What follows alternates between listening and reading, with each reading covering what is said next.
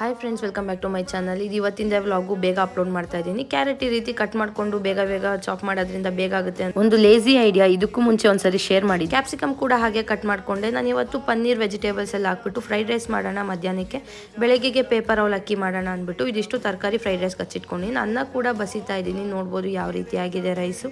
ಈ ರೀತಿ ಬಸ್ಟ್ ಮಾಡೋದ್ರಿಂದ ಹೆಲ್ತ್ಗೂ ಕೂಡ ತುಂಬ ಒಳ್ಳೆಯದು. ಧನಿಯಾ ಜೀರಿಗೆನ ಹುರ್ಕೊಂಡು ಬ್ಯಾಡ್ಗೆ ಮೆಣಸಿನ್ಕಾಯಿ ಸ್ವಲ್ಪ ಬಿಸಿ ಮಾಡಿಕೊಂಡು ಬೆಲ್ಲ ಉಪ್ಪು ಕಾಯಿ ತುರಿ ಇದಿಷ್ಟು ರುಬ್ಕೊಂಡು ಇದನ್ನ ಪೇಪರ್ ಅವಲಕ್ಕಿಗೆ ಕಲಸಿ ತಿನ್ನೋದ್ರಿಂದ ತುಂಬಾನೇ ಚೆನ್ನಾಗಿರುತ್ತೆ. ಸಮ್ಟೈಮ್ಸ್ ಈ ಪೇಪರ್ ಅವಲಕ್ಕಿನ ಬ್ರೇಕ್ಫಾಸ್ಟಿಗೆ ಕೊಡ್ತಾರೆ. ಆ ರೆಸಿಪಿ ಇದು.